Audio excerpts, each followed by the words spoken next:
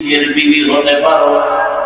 আমার দুঃখের সময়ের একজন বিবি ছিল খাদিজা রাদিয়াল্লাহু আনহা। ওই খাদিজার কথা যখন মনে পড়ে যায় আমি চোখের পানি ধরে রাখতে পারি। আমি মানুষের দ্বারে দ্বারে ঘুরিয়া কালেমার দাওয়াত দিতে যখন যাইতাম, রাতের গভীরে যখন ঘরে আসতাম, সালাম দেওয়া মাত্র দেখতাম আমার দরজাটা ওপেন হয়ে গেছে। ভেতর থেকে খাদিজার জবাব, ওয়া আলাইকুমুস সালাম ইয়া রাসূলুল্লাহ। আমি আশ্চর্য হইয়া জিজ্ঞেস করেছিলাম, ও খাদিজা, আপনি কি রাতের বেলা ঘুমান না? আমি ডাকটা মাত্র গভীর রাতে জবাব দিলেন। খাদিজা বলেন, পয়গম্বর, আমি জানি আপনার মা নাই, আপনার বাবা নাই। আর যদি আপনার মা বেঁচে থাকতেন, আপনাকে বাহিরে রেখে মা কখনো ঘুমাইতেন না, বাবা ঘুমাইতেন না। ওই সন্তানের জিজ্ঞাসা করে, রাত্র যত গভীর মায়ের ঘুম তত ভেঙে যায়। মা পাগলের মতো খবর নাই, সন্তান এখনো কেন আসো না, কোথায় আসো, তাড়াতাড়ি আসো। ও সন্তান, তুমি বাহিরে বাহিরে ঘুরো, মা তোমার ঘরে না যাওয়া পর্যন্ত অস্থির হয়ে যায়। বারবার টেলিফোন করে বল, বাবা কোথায় আছো, তাড়াতাড়ি ঘরের ভেতরে চলে আসো। ওই মা আপনাকে বাহিরে রেখে ঘুমাইতেন না রে পয়গম্বর। আমি সন্তানের মা হইয়া আপনার ঘরে আসি আপনার দুঃখ দশা বুঝার জন্য। কোন টেনশন নাই, আপনি যতক্ষণ বাহিরে থাকেন আমি খাদিজা দাঁড়াইয়া দাঁড়াইয়া অপেক্ষা করি, আমি একটা সেকেন্ডের জন্য ঘুম যাই। কারণ রাহমাতুল লিল আলামিন দরওয়াজার সামনে দাঁড়াইয়া অপেক্ষা করে কষ্ট পাবে, আর আমি খাদিজা ঘুমাইব, এটা বরদাস্ত করা যাবে না। আরশে আজিম পর্যন্ত গরম হয়ে যাবে। ও নবী, আপনি যতক্ষণ আসেন না আমি খাদিজা অপেক্ষা করি আপনার জন্য। ও আয়েশা, তুমি জানো না দীর্ঘ 40 বছর কোরআন আমার উপরে অবতীর্ণ হয় নাই। আমি মক্কার পাশে হেরা পর্বতের চূড়ায় ভেতরে গর্তে নেমে আমি সপ্তাহ ওখানে কাটাইতাম, আমার মাওলার ধ্যানে কাটাইতাম। আর ফাঁকে ফাঁকে দাঁড়াইয়া ওই বাইতুল্লাহ দিয়ে তাকাইয়া কলিজারে ঠান্ডা করে ফেল। এই বাইতুল্লাহ আমার কলিজার ঘর। হঠাৎ আমি মাঝে মাঝে দেখতাম যেই পাহাড় অনেক উঁচু, কোন সিঁড়ি নাই, যেই পাহাড়ে যাওয়ার মতো ভালো কোন রাস্তা নাই, জঙ্গল পাহাড় পাথরওয়ালা পথ।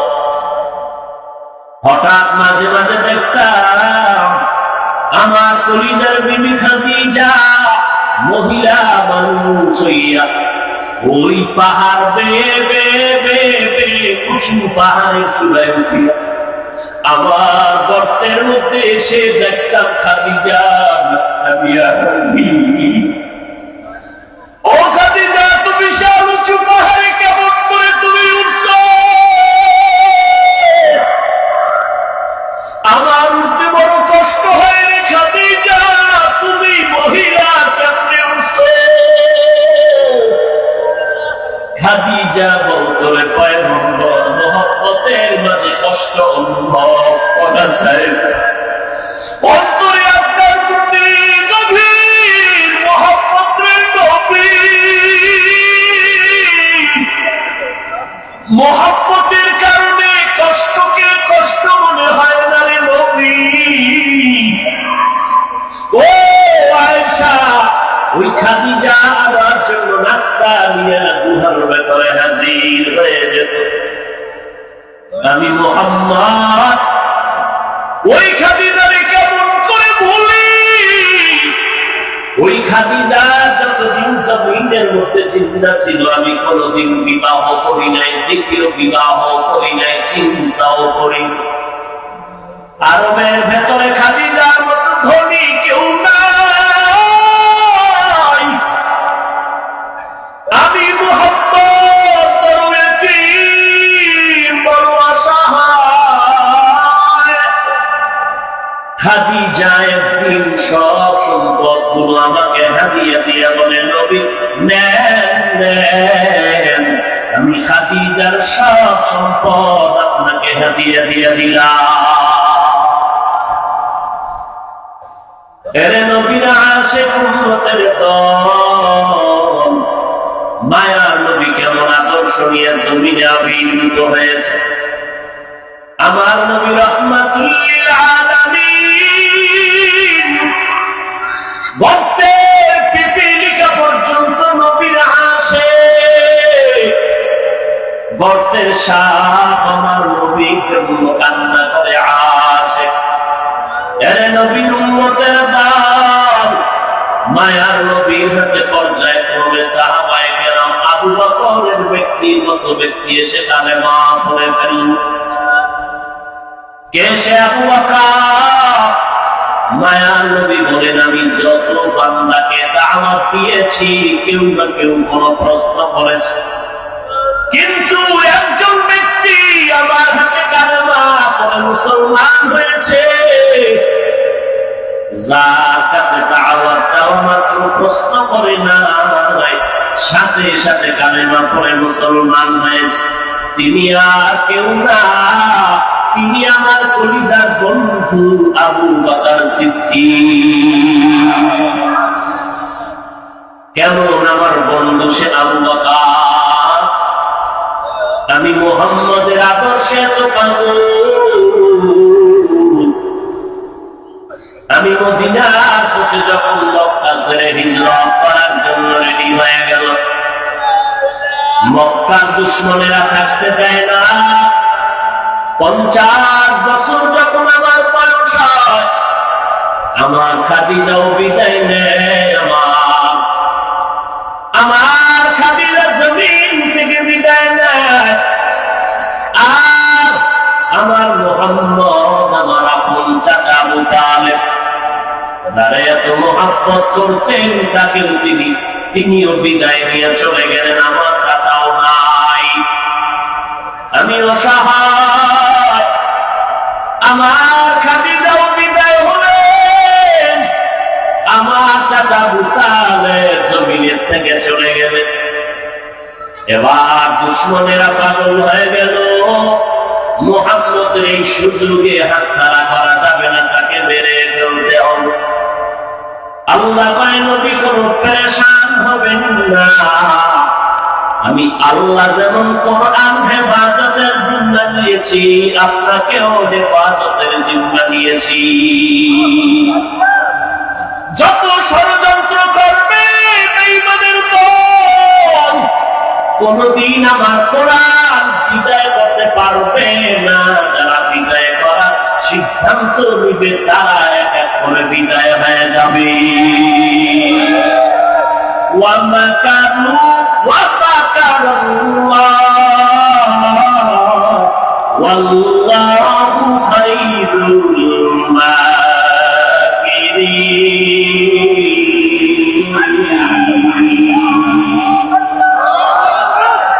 এরে নবীর আশিক উম্মতের দল, মায়ার নবী বলেন, আমার আদর্শের পাগল আবু বকর। কেমন আমার আবু বকর? হিজরতের রাত আমার ঘরের চতুর্পাশে দুশমন দাঁড়ায় গেল আমাকে হত্যা করার জন্য। আল্লাহ জানায় দিলেন, নবী আপনি রেডি হইয়া বের হয়ে যাবেন মক্কা ছেড়ে মদিনার পথে। আবু বকর আপনার সঙ্গী হয়ে যাবে।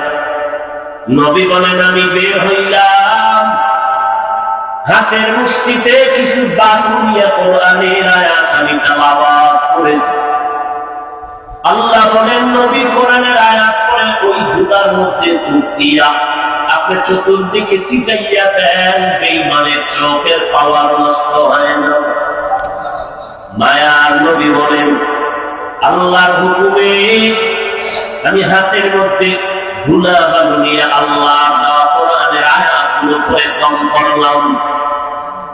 বিসমিল্লাহির রহমানির রহিম। ইয়াসিন ওয়াল কুরআনিল হাকীম। ইন্নাকা লামিনাল মুরসালিন আলা সিরাতিন মুস্তাকিম। تنزيل العزيز الرحيم لتنذر قوما ما أنذر آباؤهم فهم غافلون لقد حق القول على أكثرهم فهم لا يؤمنون إنا جعلنا في أعناقهم أغلالا فهي إلى الأذقان فهم مقمحون وجعلنا من بين أيديهم سدا ومن خلفهم سدا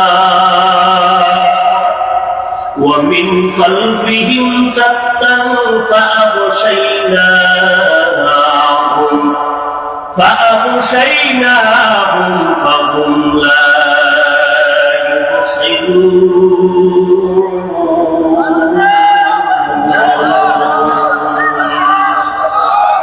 كلام زندہ قرآن حکیم حکمت اولا یزال سدو قدیم جمیع العلم فی القرآن حکیم تقاصرت عنه وكلام الرجال এরে নবীর আশিক উম্মতের দল মদিনার নবী আয়াতগুলো পড়ে বালুর মধ্যে দম করে যখন ছিটাইয়া দিলেন, ওই বালু চোখে লাগার পর সব বেঈমানের চোখের পাওয়ার গুলো নষ্ট হয়ে গেল। মায়ার নবী বের হইয়া সোজা আবু বকরের দরওয়াজায় হাজির। ইয়া সালাম দিলেন, আসসালামু আলাইকুম ইয়া আহলাল বাইত ও ঘরওয়ালারা, আমি মুহাম্মদ দরওয়াজার সামনে হাজির। নবী আস্তে করে আওয়াজ দিয়েছে, হঠাৎ ভেতর থেকে আবু বকরের কণ্ঠের আওয়াজ, লাব্বাইক ওয়া সা'দাইকা ইয়া রাসূলুল্লাহ। নবী আশ্চর্য হইয়া বললেন, আবু বকর। আমি আস্তে করে আওয়াজ দিলাম, আপনি সাথে সাথে জবাব দিলেন, কেমনে কি ঘুমান? আবু বকর চোখের পানি ছেড়ে কাঁদলেন আর নবীকে বললেন, পয়গম্বর, আপনি বহু আগে আমার কানে আওয়াজ দিয়েছিলেন হিজরতের সঙ্গী হয়ে আমি আপনার সাথে সফর করব। আল্লাহর জাতের কসম, আল্লাহর সিফাতের কসম করে বলি, পয়গম্বর, আমি আবু বকর যত ব্যস্ততায় সময় কাটাই না কেন, রাতের বেলা যখন ঘরের মধ্যে আসি, আল্লাহর কসম, আমি আবু বকর ওই দিন থেকে দীর্ঘ বছর পর্যন্ত দরওয়াজার কিনারায় সারা রাত দাঁড়াইয়া দাঁড়াইয়া অপেক্ষা করি আমার মায়ার নবী কখন রাতের বেলা এসে আমাকে ডাক দিবে। আমার নবীর মারার জন্য কত বেঈমানেরা পাগল হয়ে ঘুরতেছে। আমি আবু বকর একটা সেকেন্ডের জন্য বিছানায় পেটটা গাইডারে নবী সারাটা রাত আমি দরওয়াজার কিনারায় দাঁড়াইয়া সময় কাটাই, কখন আমার নবী এসে ডাকবে। দুশ্মনেরা আক্রমণ করার আগে আমাকে বের হতে হবে। মায়ার নবী কাঁদেন আর বলেন, হে মালিক, এমন দেখো কি মানুষ মানুষের জন্য করতে পারে। আমি মুহাম্মদের ভয়ে না, আমি মুহাম্মদের ব্যবহারে মানুষ এত পাগল হয়েছে। ও রায়পুরের মুসলমান, আজকে কই তোমার আমার ব্যবহার? গালি সারা কথা বলো না, আলেমের বিরুদ্ধে সারাদিন ফেসবুকে লিখতে থাকো, ইমামের বিরুদ্ধে লেখো, আলেমের বিরোধিতা করো, বান্দা তুমি বিরুদ্ধে কথা বলো, তোমার সালাম নাই, কথায় কোনো মজা নেই। আর আমার মায়ার নবী 13টা বছর অল্প টাইমে মক্কা বিজয়ে তৈরি রূপরেখা তৈরি করে ফেললেন। আমার নবীর ব্যাট লাগে নাই, গালি লাগে নাই, আমার নবীর সুন্দর জবানের ব্যবহার। এরে নবী আশিক, নবী কানলেন, আবু বকর আপনি একটা রাত ঘুমান নাই, সে দীর্ঘ বছর পর্যন্ত বলে না ঘুমান। আবু বকর বলে, নবী আমি একা ঘুমাই নাই তা না, আমার কলিজার ছোট মেয়েটাও ঘুমায় নাই রে নবী। প্রতিদিন নাস্তা বানাইয়া আপনার জন্য আমার মেয়ে অপেক্ষা করে। মদিনার পথ বড় দূরের পথ, আমার নবী যাবে, রাস্তায় ক্ষুধা লাগলে কোথায় খাবে, আমার মেয়ে নাস্তা নিয়ে অপেক্ষা। ও নবী শুধু গাইনা তাকাইয়া দেখেন খুঁটির গোড়ায় আমাদের পাহাড়, ওই উঠো ঘুমায় না, তাকাইয়া থাকে মোহাম্মদ কখন আসবে আমার পিঠে সওয়ার হবে। আমার নবী দোয়া করলেন, হে মালিক, আমার আবু বকর আজকে সফর সঙ্গী হয়ে গেল, মদিনা পর্যন্ত তার সফর শেষ হবে। আমি নবী চাই আমার আবু বকর সফর সঙ্গী হইয়া জান্নাত পর্যন্ত থাকবে। এরে নবীর আশিক, সেই নবীর চিন্তার যুবক, কয়দিন আর যৌবনের বাহাদুরি করবি? এই মহামারী করোনায় কত যুবকের লাশ, এমন একটা দিন নেই যে যুবকের মরণের খবর। গত কয়েক মাস আগে তোমরা কানছো, মিডিয়ায় দেখছো, মোমেন শাহী বিশ্ব রোডে, মোমেন শাহী ঢাকার থেকে বিশ্ব রোড, মা বাচ্চা কন্যা সন্তান আর স্বামী 3 জনের রাস্তা পার হচ্ছিল, আম্মাজান আর সাথে কন্যা আর বাবা। ওই কন্যাটার মা আর বাবা 3 জনের রাস্তা পার হতে চলল, ট্রাকের সাথে বাড়ি লেগে 3 জন মরে গেল, কিন্তু মায়ের গর্ভে একটা বাচ্চা ছিল।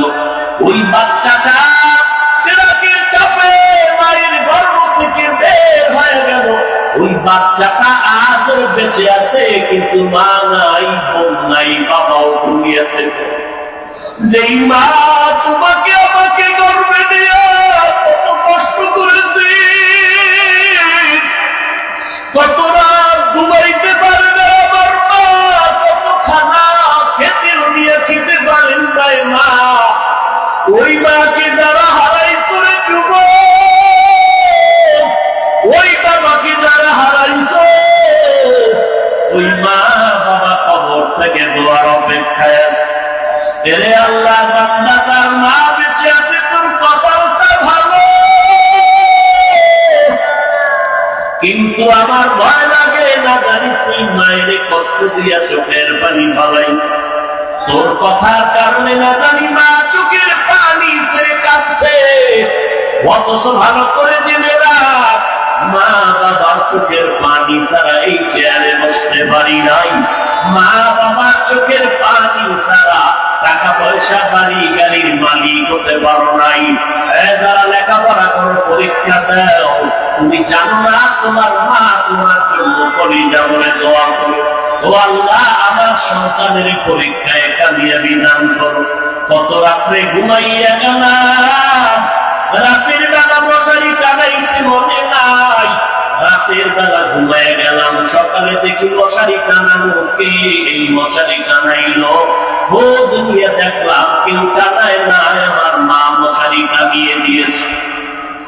ও যুবকেরা, ওই মা বাবার দোয়া নিয়ে সামনে আগাও, আল্লাহর কাছে তওবা করো।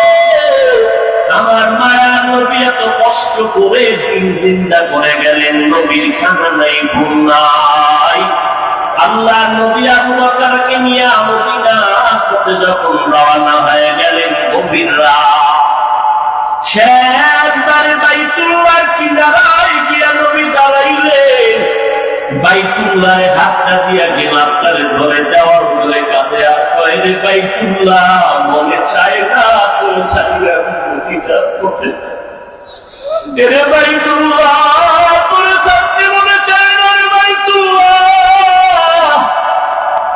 আজ আমি মা হারা, বাবা হারা, বড় এতিম। আমার ওরা আমার জন্মভূমিতে থাকতে দিল না রে ঘর, আমার এই জন্মভূমি ত্যাগ করে যেতে করে চায়।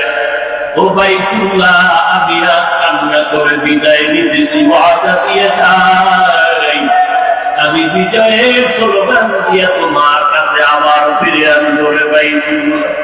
মায়ার নবী সামনে আগায়, কয়েকটা গুন্ডার ফিরে ফিরে মক্কা নগরীতে তাকায়। আমার এটা পায়ের বাড়ি, আমার জন্মভূমি থাকতে মনে চায় না। ও নবীর আশিকের দল, ওই নবীর চিনতে পারলি না রে যুবক। আজকে তাকাইয়া দেখ, তোর আমার মতো কত যুবক স্কুলে পড়ে, কলেজে পড়ে, নামাজ পড়ে, দাড়িওয়ালার অভাব নেই। তোমার আমার মতো কত যুবক রেহাবারনি, পুলিশ, বিডিআরের চাকরি করে, ব্যবসা করে, হালাল খায়, নামাজ ছাড়ে না। তুমি কেন পারো না রে বাবা? তোমার আমার মতো বান্দা রাস্তায় গাড়ি চালায়, এক বেলার নামাজও বাদ দেয় না, বলো তুমি কেন পারো না? তোমার আমার মতো কত যুবক নদীতে মাছ ধরে, কৃষি কাজ করে, নামাজ ছাড়ে না, তুমি কেন পারো না? আল্লাহর কোরআনটা কি মিথ্যা মনে করেছো? নবীর কথা কি মিথ্যা মনে করেছো? মায়ার নবী বলেন, কবরের চিন্তা আমি অস্থির হয়ে গেছি। আমার নবী যখন কবরের আযাব সংক্রান্ত কোনো বয়ান করতেন, চোখের পানি ধরে রাখতে পারতেন না। জাহান্নামের আযাবের আয়াতগুলো পড়লে চোখের পানি ধরে রাখতে পারতেন না। ওই কবরে যাওয়ার আগে রেডি হইয়া যাও, তিনটা প্রশ্নের জবাব যদি দিতে চাও, আমার আল্লাহর গোলাম হও, নবীর আদর্শের মালা গলায় লাগাও। ব্যবসাও বন্ধ হবে না, চাকরি যাবে না, লেখাপড়াও বন্ধ হবে না, নামাজ পড়ো না, বাবার দোয়া নিয়ে চলো। তোমার আমার মতো যুবক লেখাপড়া করে, ডাক্তার, ইঞ্জিনিয়ার, সাংবাদিক, সাহিত্যিক, উকিল, ব্যারিস্টারের অভাব নাই। তুমি কেন পারবা না? আল্লাহ দরবারে তুমি তৌফিক কামনা করো, আর মনে মনে আল্লাহকে ডাকো, আর বলো, হে মালিক, আমার মতো গুনাহগার কেউ নাই, আজকে তওবা করে নিলাম, আর আমি গুনাহ করবো না, নামাজ ছাড়বো না, বেপরদায় চলবো না। কারণ আল্লাহ কোরআন সত্য।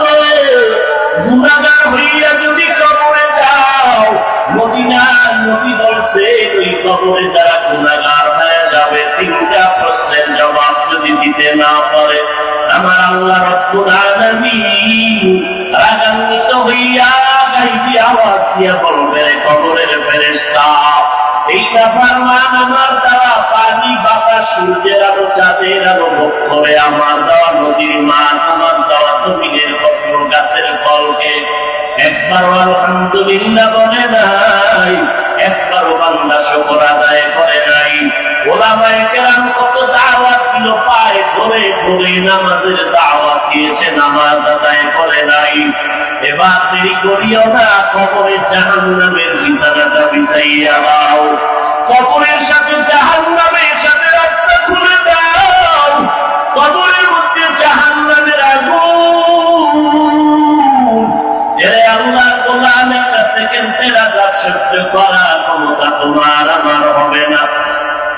এখনো সময় আছে, তওবা করে নাও, আমার আল্লাহকে বলো, আল্লাহ গুনাহ থেকে তওবা করতে চাই, তুমি যদি তৌফিক না দাও, আমি পারবো না রে মালিক।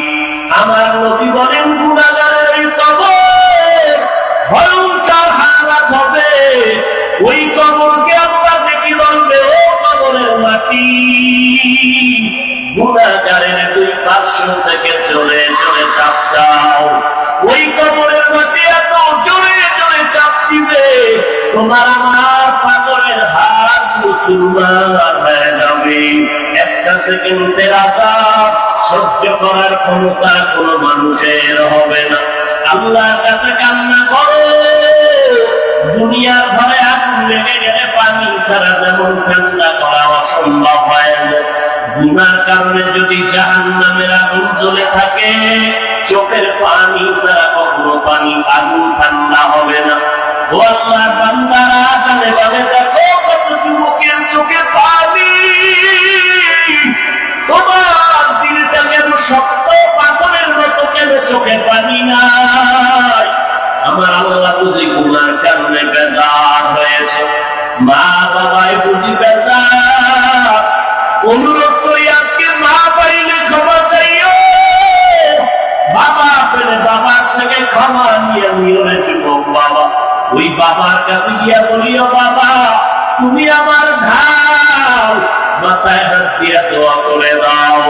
বাবায় যদি দোয়া করে দেয়, আল্লাহ রহমতের দরওয়াজা দিয়ে দোয়া কবুল করে তোমার কপাল খুলে দিও। মাকে গিয়া বলিও, মা জীবনে কত অন্যায় করে তোমাকে চোখের পানি ফেললাম, কত কষ্ট দিয়েছি। আজ আমার কানে বামে হজের প্যান্ডেলে দেখলাম কত আল্লাহর বান্দার চোখের কোথায় পানি। আমার মোনাজাতে কান্না নাই, গুনার কারণে বুঝি আল্লাহ বেজার হয়ে গেল। মা তুমি দোয়া করে দাও, আর কোনদিন আমি নামাজ ছাড়বো না, তোমাদের কষ্ট দিব না, তোমাদের খেদমত করে দুনিয়া থেকে বিদায় নিতে চাই। ও যুবকেরা, ও পর্দার আড়ালের আম্মা যান, ও বৃদ্ধ বাবা যে এখানে কার সন্তান রেখে যান, ডাক্তার হবে তো আদর্শওয়ালা ডাক্তার বানা, ইঞ্জিনিয়ার বানাবেন আদর্শওয়ালা বানাইয়ে। আর আমার নবীর আদর্শ ছাড়া জমিনে আর কোনো ভালো আদর্শ পাবেন না রে মা। সন্তান তারে আদর্শওয়ালা বানা। ও যুবক, আল্লাহর কাছে বিনয়ের সাথে গুনাহ কথা স্মরণ করে তওবা করে নাও। মনে মনে ডাকো আর বলো, হে মালিক, আর কোনদিন নামাজ ছাড়বো না, বেপরদায় চলবো না, দাড়ি কাটবো না, উলামায়ে কেরামের বিরুদ্ধে যাব না, তাদের পরামর্শ নিয়ে চলবো, নামাজ পড়বো, মা বাবার দোয়া নিয়ে চলবো। তওবা করার মতো যদি নিয়ত হয়, মুনাফিকি যদি অন্তরে না থাকে, দুর্বলতা না থাকে, খাঁটিভাবে তওবা করার যাদের নিয়ত আছে, আল্লাহর মহব্বতে দুটো হাত আমার আল্লাহকে দেখাইয়া দেয়। খোদায়ার মালিক, কুদরতের নজর দিয়া তাকাইয়া দেখেন, এই ময়দানে আমার কলিজার যুবকেরা হাত উঁচু করেছে, জীবনে আর গুনাহ করবে না।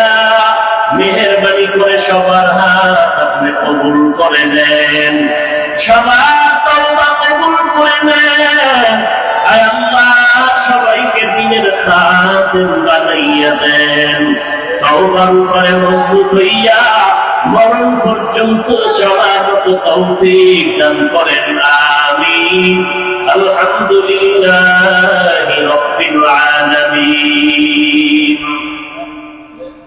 اللهم إنا نسألك رضاك والجنة ونعوذ بك من سخطك والنار. الحمد لله رب العالمين، والعاقبة للمتقين، والصلاة والسلام على سيد المرسلين وعلى آله وأصحابه أجمعين. يا أرحم الراحمين، يا أرحم الراحمين، يا أرحم الراحمين. খোদার মালিক, আমরা গুনার বোঝা মাথায় নিয়ে আপনার দরওয়াজায় হাজির হয়েছি রে আল্লাহ। জীবনে যেদিন দুনিয়াতে এসেছিলাম মায়ের গর্ভ থেকে কত আদর পেয়েছিলাম, কত খুশি পেয়েছিলাম। আজ ওই সুন্দর জীবনটা শয়তানের ধোঁকায় পড়ে গুনাহ করে করে নাপাক করে ফেলেছে। আমার গুনার খবর আমার মা বাবা ভাই বোন কেউ জানে না রে আল্লাহ। আমার মতো গুনাহগার পাপী জমিনের মধ্যে কেউ নাই। আজ তওবার নিয়ত করে হাত তুলেছি, জীবনে আর কোনদিন গুনাহ করব না রে আল্লাহ। গুনার কারণে আমার হাত না পাক, আমার চোখ না পাক, আমার জিহ্বা না পাক, আমার অন্তর না পাক। ও আল্লাহ মেহেরবানি করে জীবনের সব গুনাহগুলো মাফ করে দেন আল্লাহ। খোদার মালিক এই মাহফিল কবুল করে নেন আল্লাহ। আয়োজনকারী সহযোগিতাকারীদের কবুল করে দেন। আয় আল্লাহ একজনের হাতও খালি ফিরাইয়া দিয়েন না রে আল্লাহ। গুনাহ সাগরে আমরা হাবুডুবু খাইনি মালিক।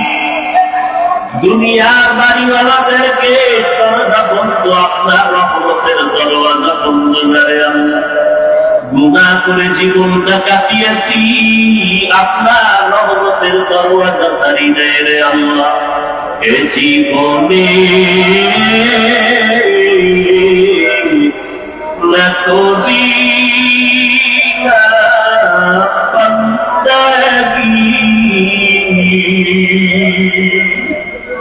এ জীবনে না করি না বান্দাগি,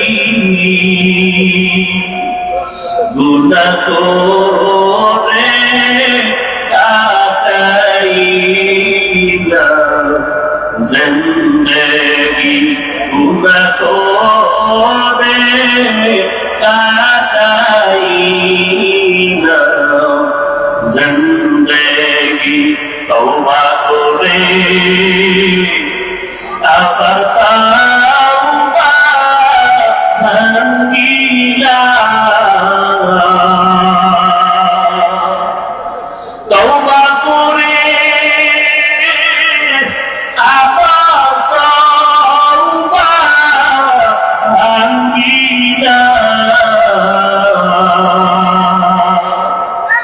অবশেষে হাতি তওবা করিলাম, অবশেষে হাতি তওবা করিলাম। সকলেরই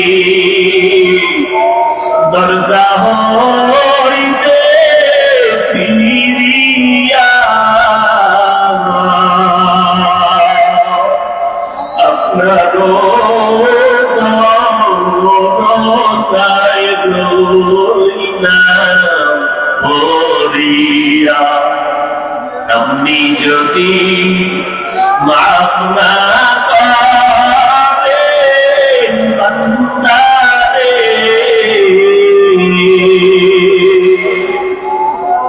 বলে না বান্দা যাবে কারদারি, বলে না বান্দা যাবে কারদারি। তো রব্বুল আলামিন তাকায় দেখে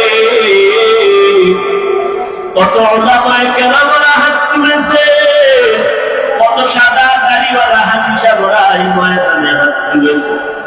আয় আল্লাহ কত ব্যবসায়ী, কত চাকরিজীবীরা আপনার দরওয়াজায় হাত তুলেছে। আমার কলিজার যুবক ছাত্র ভাইরা হাত তুলেছে, পর্দার আড়ালে কত মা বোনেরা হাত তুলেছে। ও আল্লাহ আপনি যদি ক্ষমা না করেন, বলেন আপনি রহমান নামটা কার জন্য রেখেছে। আপনি যদি আমাদের ক্ষমা না করেন, গফফার নামটা কার জন্য রেখেছেন। আমরা তো আপনার আদরের নবীর উম্মত। আয় আল্লাহ আপনার মায়ের নবীর উম্মত হাত তুলেছে, ফিরাই ফিরাইয়া দিয়েন না রে মালিক, তারাইয়া দিয়েন না রে আল্লাহ। দুনিয়ার ভিক্ষুকেরা মানুষের দরজায় দরজায় ঘুরে এক দরজা থেকে ফিরাইয়া দিলে আর এক দরজায় গিয়া তারা, ও আল্লাহ আমরা তো জাহান্নামের আসামি হয়ে গেলাম। আপনি যদি দরজা থেকে ফিরাইয়া দেন আর কোনো দ্বিতীয় দরজা নাই, ফিরাইয়া দিয়েন না রে আল্লাহ। মেহেরবানি করে আমাদের সব গুনাহগুলো মাফ করে দেন। ইয়া ইলাহি মুঝসে মুঝকো दूर कर, ताकि देखो मुझ में तुझको एक नजर।